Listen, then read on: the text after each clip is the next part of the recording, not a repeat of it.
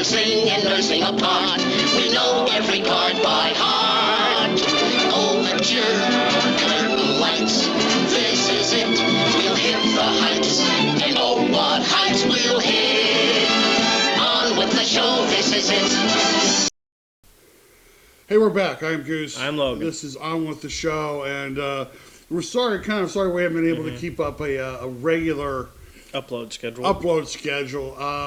Someone had to go back to school. Yep. And not only is he back to school, but he's also in a new show. Yep. So it kind of like, and on top of that, trying to keep up with all of our other with Travel by Nature, content Miss Cindy's Kitchen. We're just launched memberships. Now we gotta upload even faster for the members, which is a good thing for us because it means we can get out our videos a day early and we're not stressing about having to get them out.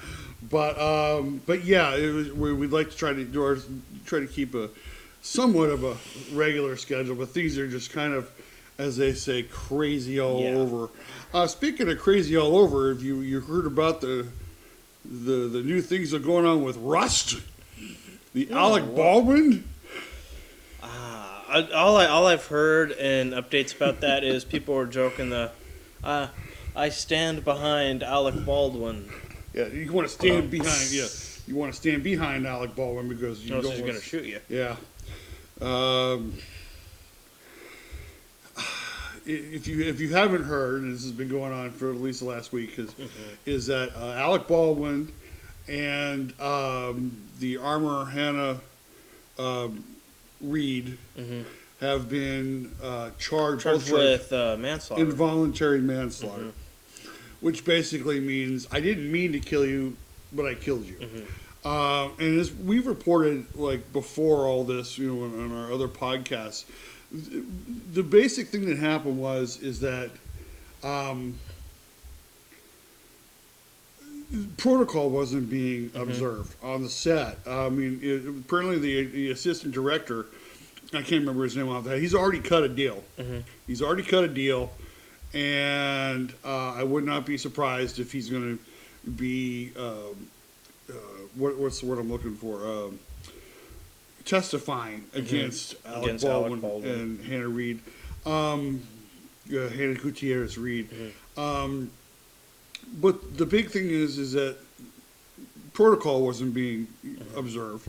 It's been reported that the assistant director is the one that handed Baldwin the gun. He is the one that got the gun off of from the armorers, wherever area. And, that's not his job. His job is to basically get on when the director says, I need a set piece for this, they call for the set piece. I need you to bring this. If they want, if the actors are in their dressing rooms getting ready to kind of, and they say, Alec, we need Alec to the set. Bring Alec to the set, please. That's what they do. They don't go around getting props. That's not their job.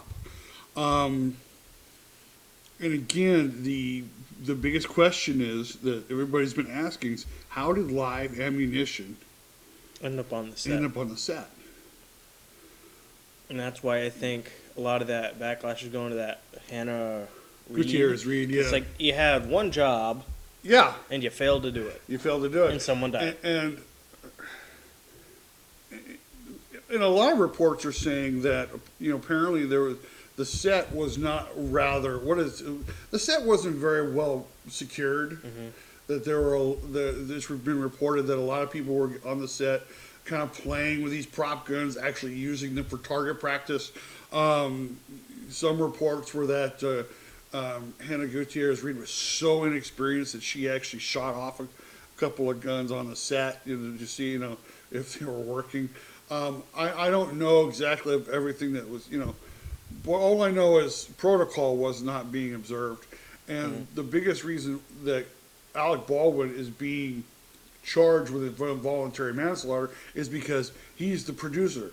He's the one that's supposed to make sure everything runs everybody's correctly. Doing their jobs right. Yeah. And I'll make you bet, because a lot of actors do this, they'll take producer roles in order to get more money on the back end. but also to get a little more control over the creative part. I know Matthew McConaughey, when he was a producer for the first time, he realized he had a little more control over some of the creative stuff that went on the set, which he said was free. He felt like he actually had a voice. But a lot of actors will get these producer credits simply for more money, not necessarily because, I want to be a producer, I want to be in charge. It's, just a way to make more money. And some do get a little more, have a little more say, but I don't see that with what's going on with Rust here. It's like they Alec Baldwin. It is a giant tragedy, and to top it all off, for the fool to go on George Stephanopoulos and give a big old interview. I didn't shoot the gun. I didn't pull the trigger. And so it's like, well, then did the gun shoot itself? Yeah. Because if you didn't shoot it, what happened? So. And the FBI came out with a report just weeks ago saying wasn't that guns can't fire themselves? That gun could not be fired unless it was pulled unless the trigger was pulled. So somebody pulled the trigger. Now it's coming back that, he cocked the hammer. And I'm like, you still can't fire a gun just by cocking the hammer. Unless that gun is so poorly maintained, if you pull back the hammer and it snapped back, you can't, it doesn't happen. Yeah. And even then, if you have a gun on the set like that, why do you have it on the set? If you have a gun that's so poorly maintained that if you just cock back the hammer, it immediately snaps back, why do you have it on the set? Again, he's the producer. He's kind of in charge of all this. That's one of the biggest reasons why he's being charged with involuntary manslaughter. He didn't mean to kill, but he did. And I believe that Hannah Gutierrez Reed is being charged because she was the one in charge of the guns. To make sure that these weren't lethal weapons. Lethal weapons. But it happens. Now apparently, not only is Alec sticking to his guns and saying, I didn't kill her, I didn't shoot her, I didn't pull the trigger, I didn't, Now the decision has been made since the investigation's kind of over to continue with the production. Really? Even after someone died on the set? Yeah.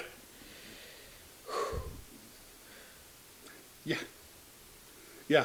And Are they still going to have Alec Baldwin? Apparently.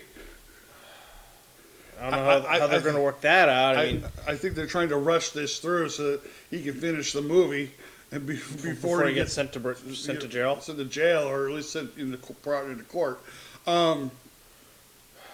This is such in poor taste. Yeah. If they're actually going to consider resuming production of this movie, it's never going to be known as an Alec Baldwin film or an Alec Baldwin Western. It's going to be known as the movie where Helena Hutchins got shot by Alec Baldwin and died. Yep. How are you going to spin that? How are you going to... I would love to see the people in the marketing room like, what are we going to do? And on top of just being in poor taste, I wouldn't be surprised if they ended up getting sued. Oh, I'm sure they will. By her family, saying you're basically profiting off her death almost. Yeah, you are. You're profiting off her death. I mean, it also brings into question of you're not going to have the AD, the assistant director that you started with. You're not going to have the same armor you started with. So you're going to have to hire new people. Not only that, I'm sure many of the people that were already working on the set are off on other films, so they'd have to get a whole new crew. But I just think it's in poor taste that they would sit there and go, oh yeah, we're going to resume production, we're going to finish this. I understand you have investors that have put money forward to have this movie made. Guess what? Not all investments pan out. They're now like, apparently, let's just take a page out of something we talked about earlier in a little while. Basically, they're saying that they're going to do this movie with Ezra Miller as the Flash, and then that's it.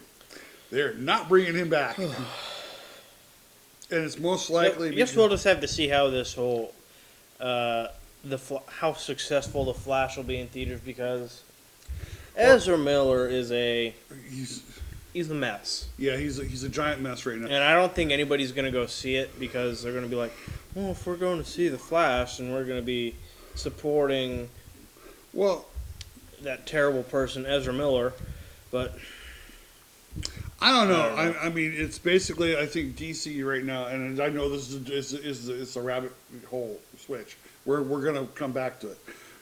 But apparently, from what I hear, that DC right now, they're going to run through all of the commitments that they finished under the old regime, and then there's the new regimes coming in. they're going to start with their soft reboot. Their soft reboot, which we will talk about in a little bit. But apparently, I mean, there's no guarantee that the Flash is even going to theaters. Really? Yeah, some people are talking about it might go straight to HBO Max. Because they're unsure about how this is going to play out in the box office, and it's like, well, if that's what they're going to do with The Flash, even though that's got a giant controversy behind it, why don't they just do that with Batgirl? I don't know. I mean, I know they say this movie sucks and it's not worthy of going into theaters, but it's like when you got pretty much one of the most hated celebrities on earth in The Flash, and you're still going to release that? It's just, I want some consistency in your reasoning. I think because, and again, we'll go over that in the next segment, but there's a huge, from what the reports are, there's a big reason why they just up and canceled Batgirl. Other than it was a hot mess. And that is? And that is that they had decided that they were just going to cancel everything. And they were going to finish their commitments with the Flash and Aquaman. They've even, we're going to go over this in the next segment, but let's get back to Russ, because I don't want to give away anything too early on this one. But again, the question, I mean, I'm not a huge. I mean, I like Alec Baldwin as an actor. I'm not a big fan of his personally. No. I think the dude's half crazy sometimes. I'm pretty sure it's a little more than half crazy. It's more like 95% completely full crazy. Good point. But where does he go from here? I mean, because the possibility of him going to, I mean, if he gets convicted of involuntary manslaughter, he could go to prison for 18 months. If they carry on, if they attach the gun, the fact that he used a gun in the process, it's mandatory 5 years for both of them. 5 years. So, I mean, the obvious question is, do you really think Alec Baldwin's going to prison? I don't know. Unless they gets out on, bail or something, but I mean, he gets convicted. He goes to trial. He gets convicted. He gets convicted of the bigger charge, and it's mandatory 5 years in prison. Do you really think Alec Baldwin's going to prison? That's an interesting question, because if he doesn't go to prison, then it sets the precedent up of, well, look what he did. He didn't go to prison, and it's a mandatory 5 years. But if he does go to prison, I don't think he's going to last very long at all. no. I think they're going to try to Find some way to. They're going to have to find. Try to make a deal to keep him out of prison or something like that. And again, the biggest reason why Alec Baldwin is being charged is because he was the producer. He was the guy who was in charge. And when you're the dude in charge, you have to make sure that everything's done. And protocol was not being followed. Mm-hmm. You have certain people that answer to certain people when you're on a movie set. And when stuff doesn't get done correctly, these are the results that happen. Mm-hmm. We're going to leave it here. We're going to come back. We're going to talk about the Warner Brothers shakeup on the other side of this break, and talk about some of the rumors that are going down with what's going to happen with Aquaman and Wonder Woman and all those other interesting movies coming up. So we'll be right back with you after this break. I am Goose. I am Logan. We are Travel by Nature.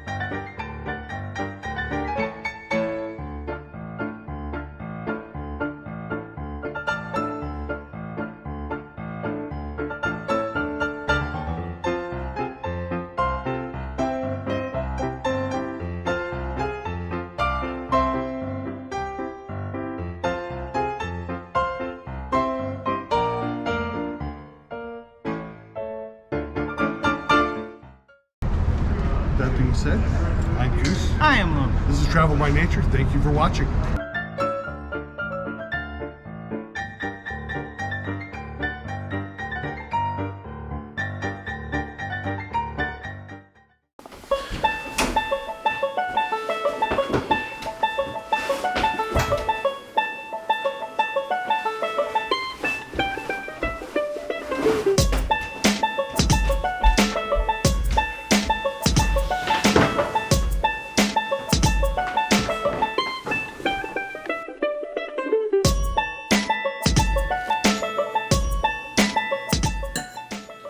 Tired, I'm sore, and I just want to go to bed. And you can do that after you take a shower. I can take a shower in the morning. No, you can take one now. I don't even smell that bad. Oh, really? You smell like a combination of body odor and butt crack, and I'm not sleeping next to that.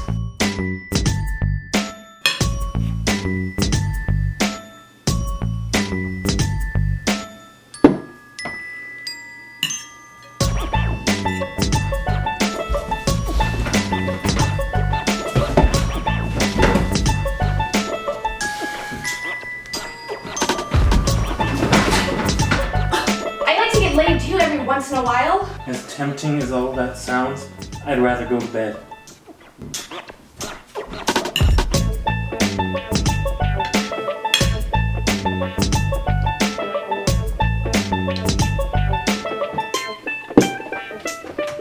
Honey, what's wrong?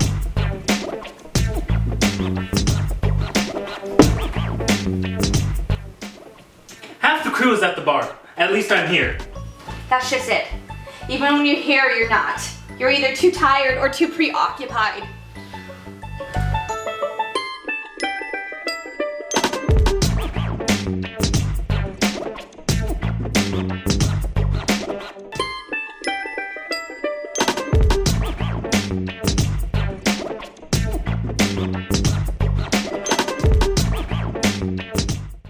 Hey, we're back. I'm Goose. I'm Logan. This is On With the Show, and as we kind of teased in our previous segment, we're going to talk about Warner Brothers and and their whole situation with the DC. The DCU, which is interesting. Apparently, I guess Jason Momoa, who currently plays Aquaman, he came out of talks or a meeting with Peter and James, and basically has signed on 4 more years to Warner Brothers, and is very excited in being signed for 4 more years. The question is what's he being signed on for? Because he couldn't say.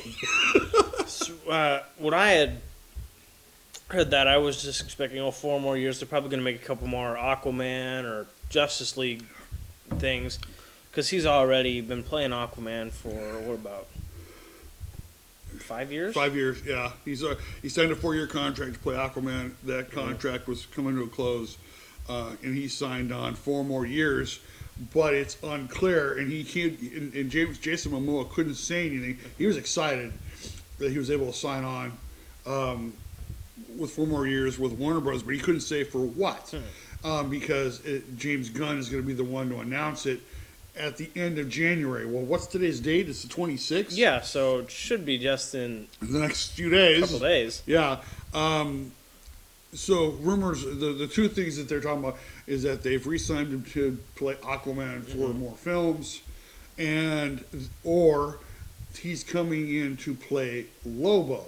Now, Lobo is a popular, I would say, kind of second-tier DCU character, but he's very popular. He has a cult following. He is a bounty hunter. He's a space, and if you look at pictures of Lobo, you look at art of Lobo, and you look at Jason Momoa, you're like, oh, You can see how how he would be able kind to of play. fit. But the only thing that wouldn't make sense is it wouldn't make sense to have one actor go from playing Aquaman, a hero, to Lobo, Unless a they, villain. Unless it's like, I don't know, they do a lot of makeup to where it's like you can't see that it's Jason Momoa. yeah, It wouldn't make sense as far as consistency to have him playing both sides, right. It would be interesting. I mean, like I said, we'll have to see how it works out as far as what direction they're going. But here are some of the things that they've basically have said. Like we said in the last segment, they've pretty much have decided that all the commitments that were made under the old regime, they're finishing with, which means they're going to be done with. Which means they're going to put out Shazam 2. They're going to be putting out Aquaman 2. And I think they have one other film I think they had slated, but I can't remember what it was. But going, I can't remember either. Well, they're also going to release Flash. That's the other thing. They're going to release Flash, and they say that this Flash movie is kind of key because it's going to be the kind of like the flashpoint of the series. In other words, what they could probably think of what they're doing is they'll do something similar to Flashpoint, to where they can introduce a new Aquaman, a new Wonder Woman, a new Bat. Yeah, I couldn't believe, after our last podcast, the very next day, DC announced they're looking for another Batman. And I said, you already have Batman. Yeah, you already have Robert Pattinson. Who's not that old. He's not that old. Apparently, they want to go in a younger direction. Oh, so they're going to go like what they did with the cartoon series. Right. They want to where go. it was like 20-something Yeah. Bruce Wayne. But then it's like, who are they going to go for? I'm trying to think of all the actors they could bring into play. Yeah. Batman.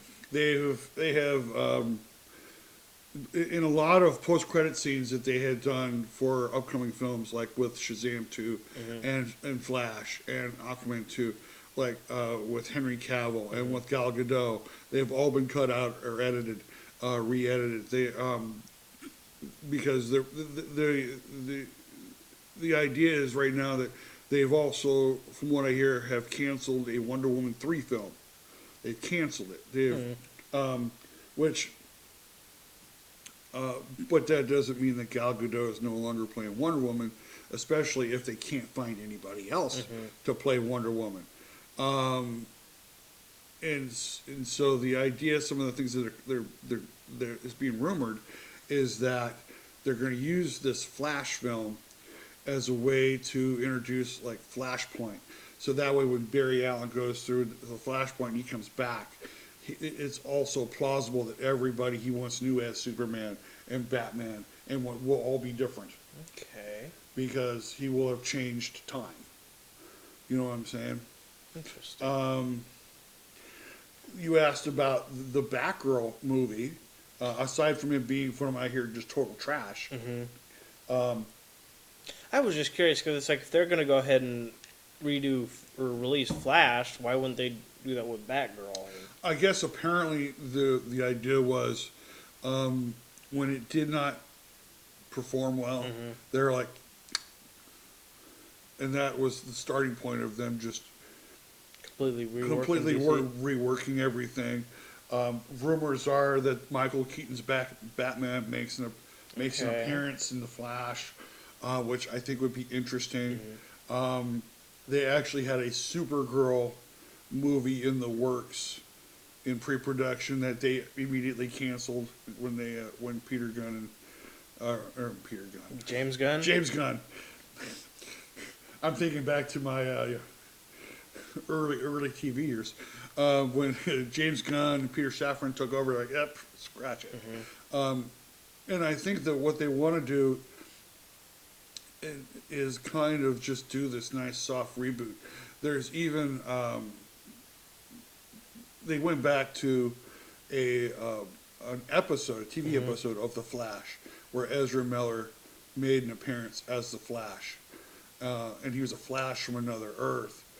And apparently, they're going to use that kind of concept of, hey, we can probably be able to do something like this to do the soft reboot. Well, that would be interesting if they did, in fact, do that. Then they could, I don't know, do the reverse, where it's like they do Ezra Miller for the Flash, and then do that Flashpoint deal, and then now it's Grant Gustin. Grant Gustin.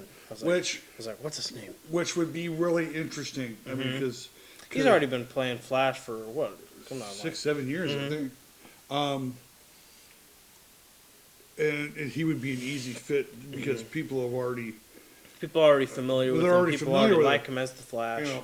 But again, a lot of the rumors are flying around that no, they want to go for somebody younger. And I'm still sticking with Joe Keery because I think he fits. You know, comically he fits. He's younger. I think he would be an easy addition to put in that spot. So it basically helps Warner Brothers in a way where they're able to now just kind of like we can slide in get rid of Ezra Miller and put in somebody else, and they can keep Shazam 2 and they can keep Aquaman 2, but they're going to end them right there. As a matter of fact, Zachary Miller is still kind of like he doesn't know what is going on or what's in the air for as far as Shazam after Shazam 2. Zachary Levi? Zachary Levi. What did I say? Zachary Miller? Zachary. I got this, for some reason I got Miller in my brain. I was like, who the hell is Zachary Miller? I need a beer. It's Miller time. Yeah, Zachary Levi, he's still up in the air. He's not sure what's going to happen after Shazam 2, which it brings up an interesting fact because they brought up Black Adam. They said the Black Adam movie, no more Black Adam. Done. God. Which I still gotta watch. I have not seen it yet. I've heard mixed reviews. I heard you enjoyed it. I enjoyed I've heard a lot of people who didn't. I enjoyed it, but I think some of the CGI was a little wonky in areas. And I kind of felt that, personally, I felt Dwayne Johnson was a little stiff. I think he's real monotone in his delivery as Black Adam. It's kind of the thing with the Rock, where it's like you don't have to really act to get the money because you're the Rock. You don't have to do anything except be the Rock. Yeah, and but you're already going to get all these roles and money and. Yeah, but look at some of his previous work. Look at some of his previous work where Jumanji, when he played Jumanji was really which was good. hysterical because he was put in a position to really be funny, and it just really worked, and you showed his comical side. In this, it just felt like. He wasn't even trying. I wouldn't say he wasn't trying. It was almost like he had this idea that this is what the character is going to be, and I'm going to be brooding, and I'm going to be mean, and I'm going to be one note, and it's like the only time you felt any emotion from him is when he talked about his son. That was it. And I was like, even when he went to deliver the one, tell him the man in black sent you. Mm-hmm. It was so flat Mm-hmm. that the joke didn't even work. And so I'm kind of, I don't know how to explain it. It was like you had this great opportunity, Mm-hmm. and again, Dwayne Johnson was going to make this whole franchise out of Black Adam, which again, Black Adam is a really good character for DC, but he's not someone that anybody runs to when it comes to, we got to go see that Black Adam movie. Black Adam's a movie where it's kind of like Black Panther. Everybody went and saw Black Panther because, oh my gosh, it's Black Panther. It's the first African American, MCU superhero, and that was an amazing because, because of all the work they put into it. It just feels like you go and you do Black Adam, and it's kind of and he's kind of like one of those second tier characters. Where it's like it's not a character you can bank on like Superman, Batman. Everybody knows that, but it's like Black Adam. You already need a prior knowledge of DC and comics to know who Black Adam even is. So it's going into it. It already had that going against it. That you're going. It's more of a niche character. Yeah, you get what I'm saying? Yep. Like exactly you're not gonna make a movie on Polka Dot Man because nobody knows who Polka Dot Man. I would love that. Polka Dot Man was one of the highlights of the Suicide Squad. Yeah, he was actually pretty good. But it's like that's just an example of a character you can't really make a movie on because it's not going to be marketable to a big audience. Well, if you think about it, I mean, we're coming up on a break pretty quick. But if you think about it, I mean, look at some of the Batman's rogue gallery. Who are the top tier villains? Well, the Joker. Riddler. Penguin, kind of. He's kind of like right near there. Yeah. Who else? Two-Face. Bane. Scarecrow. And Catwoman. That's about it. You see them like, Batman's. He's going after. I mean, any of these lower tier, Oh, and Mr. Freeze. Mr. Freeze was really cool. Let's kick some ice. I mean, you really see Batman going after the Calendar Man. No. Wait, is that a real thing? That's a real character. Man? Wow. That's a real character. Yeah, that's a real character. But the top tier, Riddler, Joker, Riddler, Catwoman, and then you kind of go down to Penguin, Two-Face, and Poison Ivy, and it kind of has a tier. Everybody, so it's the same thing. Why do you think Joker did so well with Joaquin Phoenix? Because everybody knows Joker. Yeah, exactly. Everybody knows Joker. It's like, we want to see that Joker movie because everybody knows Joker, and they're like, we want to see how this works out. Okay, DC, hear us out. Calendar Man. I want to see it. It's going to make bank. Here's what it. No, I mean, honest to God, here's where I want to throw this in. Okay, and I know this sounds crazy, but let me just hear me out here. Hear me out here. What I want to see is they keep Robert Pattinson as Batman, the Batman. I want to see them somehow have him in the same world with Joaquin Phoenix's Joker. See where I'm getting at? Bringing all these people who were brought in for their where they weren't really tied into DC. Yeah. They were just like, I don't know, projects of their own. I don't know how to say it, but people who were brought in they weren't meant to be tied into the universe, but then bringing them into that universe because their movies were individually so successful. And seriously, just to be all serious, seriously, the Batman, Robert Pattinson's The Batman, was really good. It was well done. So, then if we're going on this, are they going to keep Paul Dano as Riddler? Yes. Good, because he's awesome. And keep Colin Farrell as the Penguin. The Penguin, because you've set up. They can make a whole universe up because you've set up. Movies, you've already set this. He's already. you've already set this up. You don't need to go out looking for a Batman. You don't even need to like do like a little origin story. It's done. Exactly. They're looking for another Superman, and they're going to do it where he was kind of younger, but they don't have to go into an origin story. Thank you, because we don't need to see another origin story of Superman. We don't need to see another origin story of Spider-Man. Because like we know if we're Exactly. Everybody's familiar with how Spider-Man became Spider-Man. Yeah. So. And we all know how Batman became Batman and how Superman became Superman and all this other stuff. So you don't need to like bring us all in. Well, they need to know what's going on. No, we don't. We've already figured it out. We're not stupid. So keep Robert Pattinson as Batman and keep Joaquin Phoenix as the Joker, as well as the other ones you mentioned.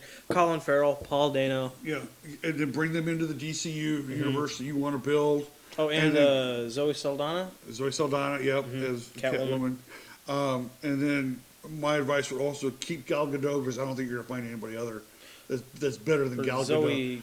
It's not Saldana. Kravitz? Zoe Kravitz? Zoe Kravitz was the one. I was like, not Saldana. That's Gamora. I was like, it's not her name. What is it? Zoe Kravitz. Yes. But keep Gal Gadot as Wonder Woman. Because you can if you're going to do the Flashpoint thing, you can kind of keep her in that loop, and she's probably better than anybody else you can find. Plus, she's had the best movies out of the DC bunch that have already been put out, and then just go from there. And then be very careful when you put your villains together. If you're going to find someone to play Lex Luthor, I don't know. Have it be somebody that's not Jesse Eisenberg. You don't like Jesse Eisenberg? Well, I thought he was pretty good. I thought he had a different take as Lex Luthor. But everybody was like, nah, he's more like the Riddler or something, or the Joker, the way he's acting. I kind of get it. He had his own feel for it. I didn't necessarily hate it, but I get why everybody else did. Just be, and James Gunn's not an idiot. I mean, he put the Guardians of the Galaxy together, which apparently is having their last film. Yeah, Volume 3 is coming out next year, out pretty soon. Later this year. So we're looking forward to that. But, this is going to be an interesting little reboot that they put together for the DCU, and we're kind of holding our breath and as they're bidding the Zack Snyder era closed. That hopefully the James Gunn era begins, with a bang. And who knows? Maybe Zach Levy can come back as Shazam, which apparently they were going to have a film that was going to be Black Adam versus Shazam, and it was scrapped. Why? Because Black Adam went. Because Black Adam did not do well. Yeah, as apparently I guess there's a post-credit scene where they're all sitting in their lair, and there's an extra chair. Who is that for? It was for Black Adam. So that way, certain things are kind of like just being built back together. Anyway, we're going to went a little long on this segment, but when we come back, we're going to talk. I don't know what we're going to talk about when we get back, but we're going to figure something out on the other side of this break. We'll be right back.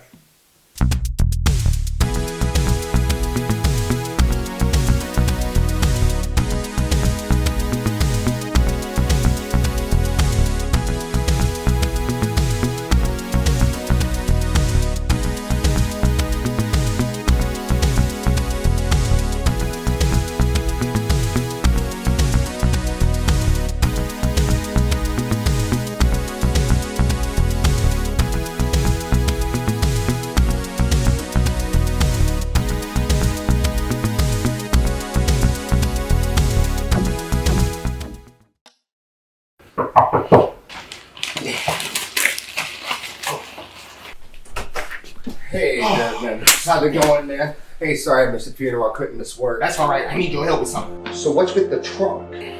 Ooh! I can't believe she gave you the house. I did everything for her. Cooked, cleaned. And robbed her blind. I only took what I deserved. She owed it to me.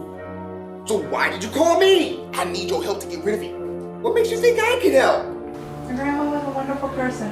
She used to always tell me, Alec, how you have your name, so make it a good one. What is that? What does it look like?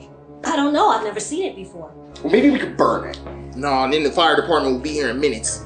I don't know what all the fuss is about. That woman wasn't that pure. Remember what she told us, Gary. All you have is your name.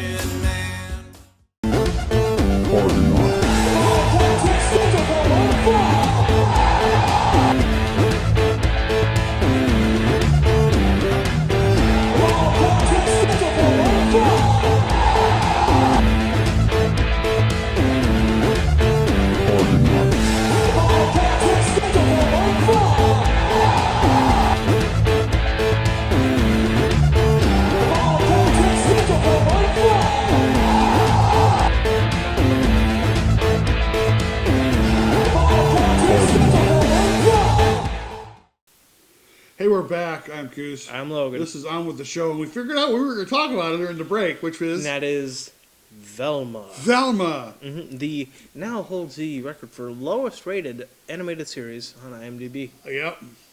It's only been out for 4 what, weeks? a few weeks, and A it's month. already setting records. It is the... And you have to figure out something about IMDb. First of all, IMDb... It's not like Rotten Tomatoes where it's... Yeah. The score is based on critics. This is based on user ratings. This is based on all the Joe Schmoes who watch TV, and it's like us here. Yeah. We rate it, and that's how it got a, what was it, 1.3? 1.3. Yeah. 1.3 stars. Mm-hmm. It is the... as a matter of fact, there are only 2 shows that are lower, and neither one of them are American shows. Mm-hmm. So what were they again? One was called The Parliamentary, which is about an Australian footballer. Mm-hmm. And the other one was some, I think, show out, I want to say, Germany or India. It's like, Okay. I think I can't even pronounce the name of it. But here's the funny, so let's talk. The funny part is that, so Velma is number 3, the lowest ranked shows of all time on IMDb, 1.3 stars. What's number 2? Oh no, what's number? I'm trying to remember. Well, number 5. Number 5. Oh no, I'm scrabbling myself. Number 4 was A Little Late with Lily Singh. Makes sense. Makes sense. That show was, and it only lasted. Abysmal. It only lasted 3 seasons. 3 seasons. I'm surprised it even lasted that long. Yeah, in which Carson Daly held that spot down for 19, 20 years. And it was good. And Lily Singh was done in 3. Followed by number 5 is one of our favorite animated shows, Santa Inc. 1.5 stars. Well, I tell you, we watched one episode of that, and we came to the conclusion we could not torture ourselves enough any to longer. finish the series. It was It was god awful. The most mean-spirited thing I think I had for, ever watched. even for a Christmas show. For a Christmas show. But but think about it like this: Velma and Santa Inc. are both on HBO Max. HBO Max has produced 2 of the 5 lowest rated shows ever on IMDb. I don't know who's. And what's funny is if you watch Velma, it's almost like they hired the writing staff from Lily Singh's show. Yeah, it makes and it's sense. so bad. Well, it's got the same like white guy's bad. White type guy humor. bad, yeah. It's oh my gosh, it follows every woke trope on the list. It's like you know, Fred is the rich, spoiled white guy who can't even cut his own pancakes because someone has to cut his pancakes for him. He's so spoiled. Yeah. And Shaggy's not even Shaggy. Shaggy is He's Norville. Norville. Which Norville's always been his actual name, but name. now for some reason he's not Shaggy, even though all the others kept their names, which doesn't make sense. It doesn't. No, it doesn't But- make sense. And Norville is probably the nicest, probably the only character in the entire show that's likable. It's not an unlikable. Yeah, but they make him out to be the biggest simp on the planet. You know, I had such high hopes for this show because I don't think I ever really had high hopes, but it exceeded the low expectations I had for it, and that's something. Now, here's the funny part: you would think that Rotten Tomatoes, it must be you because Rotten Tomatoes, they rank all of this woke stuff really high. 6%. 6% rating on Rotten That's the critics' Tomatoes. scores or the audience? That's the critics' score. The critics' score is 6%. It is abysmal. It is abysmal. And the shocking thing is, guess what, Logan? What? They've greenlit another season. I don't know why they would decide to do this. I mean, what is it? 4 episodes in, and you already hold the record for worst animated series of all time. Of all time, yeah. And you're going to do another season? Yeah. Doesn't it seem just like a giant waste of money? Everybody already hates it. You don't have an audience for a second season. Unless people are going to be hate watching, or you got some masochists out there who want to torture themselves. I mean, here's the thing about Velma for me. It's funny, but it's cringe funny. Yeah. It's cringe funny. It's like you watch it and you're cringing. Oh my god! Oh, that's about the ranking of it. It's cringe funny. And again, I had such high hope for it. You're talking about a franchise in Scooby Doo that's well loved, has a huge fan base. You're talking about Mindy Kaling starring in it, and is even the executive producer. And then it's going to focus on Velma, one of the not Fred, not Scooby or Shaggy, Velma. Who's considered to be the smart one, the one who always does figure out, who the person is, and yet almost every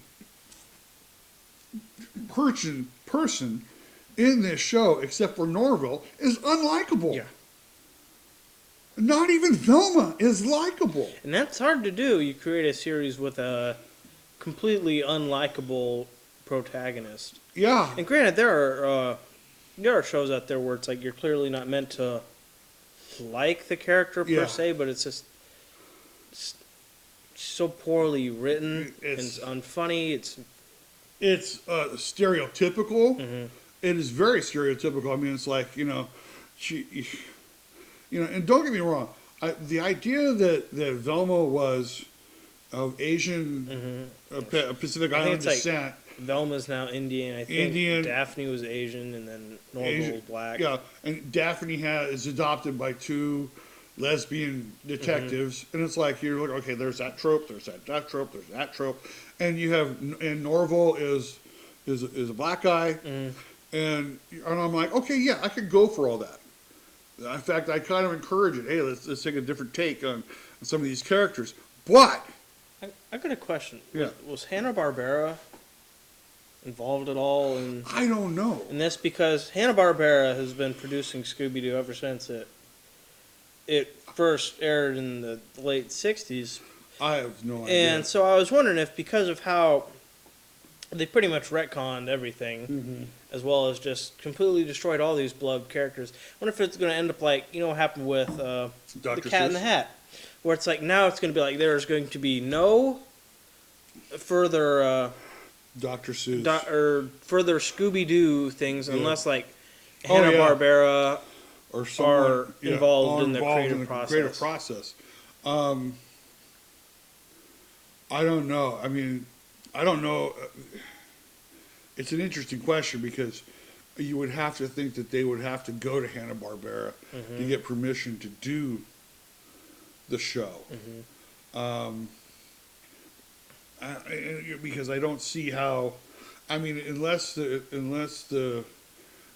characters are not protected by copyright law, which I don't see how that would be the case. These characters haven't been around that long. They've only been around what? I would say 55 years, about mid-60s, yeah. So I don't think that would be enough to And they like, just lose copyright. Yeah, usually it's about 75 to 95 years. And in fact, the original version of Mickey Mouse is now in the public domain. But that's the only one because every other one is protected by copyright. Excuse me.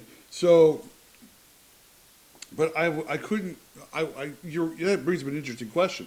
They either gave permission to do the show, thinking that it was going to be like a more faithful, more, I don't know, just straightforward Scooby-Doo. Yeah. Like, what's new Scooby-Doo? Something like that. That's probably what they expected. And then they, I don't know, bastardized it. The excuses for the show are even funnier than the show itself. Mindy Kaling has come out and has basically said, well, this is what right-wingers think of woke TV. Oh, now I know what you're talking about. Where they said this was a right-wing psyop. It's a psyop. Meant to right-wing psyop. Parody left-wing Right. writing. But it's like, that is a massive cope. Yeah.